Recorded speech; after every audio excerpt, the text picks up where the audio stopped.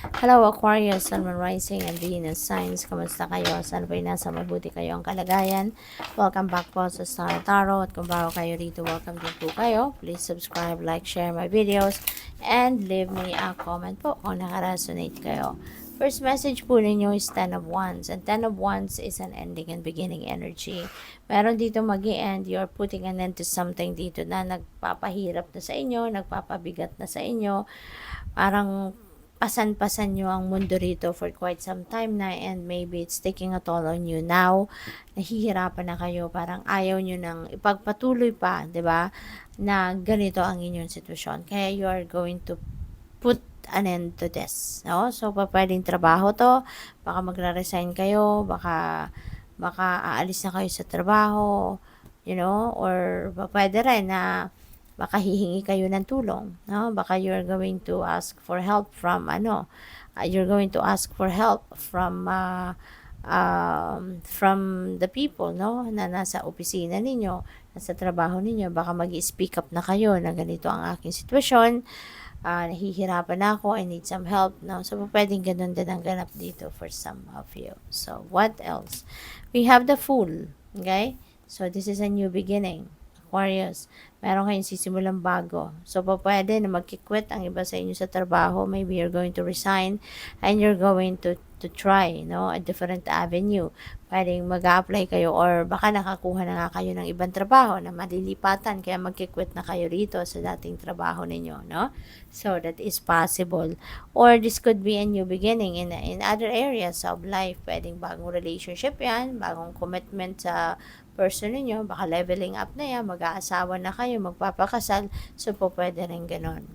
So, what else? We have Four of Cups. Ayan. So, bored ang iba sa inyo, no? Aquarius. Siguro, parang, pwedeng nalulungkot kayo, no? Kasi, 'di ba, kung kayo aalis na dito sa trabahong ito, may kalungkutan din siguro kayo nararamdaman. And natural lang 'yon kasi 'di ba, i-detach mo yung sarili mo to something na parang nakasanayan mo na din gawin.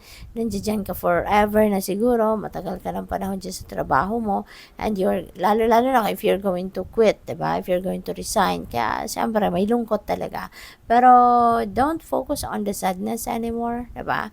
Kasi kapag makapagsimula ka na ng bagong chapter sa buhay mo, eventually, mawawala na din yan lungkot mo, no? Kaya huwag ka nang mag-focus sa lungkot, because otherwise, mas mahihirapan kang mag-move on, mahirapan kang mag-move forward in your life kung masyado kang ma-attach dito sa lungkot na ito. Baka mauwi yan sa depression, yung ganon, hindi ba? So, things are looking up for you, no? Kapag aalis ka na dyan, meron tayong the Fool, so may sisimula ka ng bago. So, dun ka na mag-focus, no? Don't focus on the sadness anymore or panghihinayang. Five of Wands, ayan. So, siguro meron din, dito talaga. So, pwedeng nahihirapan ka na din. Pwedeng ito rin ang isa sa mga dahilan kung bakit aalis na kayo, or kung bakit kayo nahihirapan sa trabaho. Kasi pwedeng meron ditong conflict, no, with other people, with other colleagues. So, pwedeng ito rin yung isa sa magpupush sa iyo ng talagang umalis na sa sitwasyon na yan because of this. Diba? So, pwedeng ganun din ang ganap. So, alam mo yun, yung hirap ka na nga sa trabaho, hirap ka na dahil siguro panay overtime ka, or ang daming task na binibigay sa'yo, ang daming responsibilidad na binibigay sa'yo, tapos yun pa, 'di ba? May mga kasama ka pang toxic, so talagang sobrang mahirap. Emotions are running high, ayan, so siguro nagagalit ka na, 'di ba? Baka meron ka ng galit na nararamdaman dito, pwede dahil dito sa mga diskusyon na yan, sa mga pakikipag-away na yan, kasi pwede na merong mga nang-i-intimidate sa'yo sa trabaho, kaya lalo kang naiinis, 'di ba? The energy is gaining momentum, kaya siguro mas talagang parang minamadali mo na makahanap ka na ng trabaho na iba, at para makalipat ka na, no? Pwedeng ganon, kaya mas lalo kang pinupush ng mga taong ito na talagang umalis na sa sitwasyon na to by applying to other companies or looking for a new job.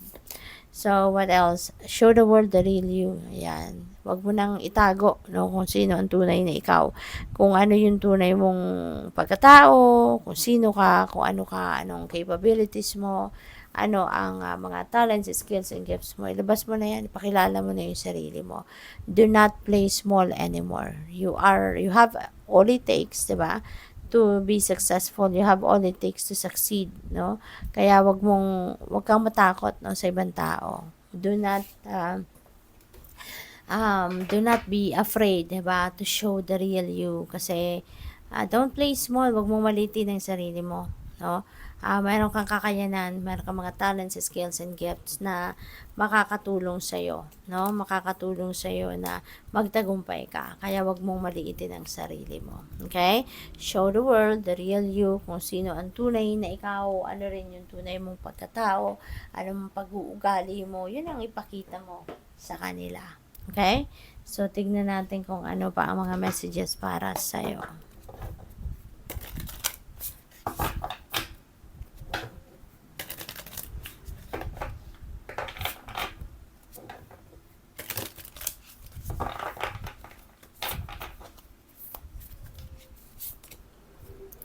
Endurance is the key to success. Ayan. So, at the end of the day, no, of a long working day, kailangan mo din bigyan ng oras ang sarili mo, no, para makapag-replenish ka ng lost energy, para makapag-relax ka, para makapag-rest ka, alam mo yun, ma-release mo then yung tension sa katawan mo, sa isip mo at the end of the day. Kasi kailangan mong i-regain yung inyong physical strength, diba? So that you will be ready to face the next day's challenges, diba?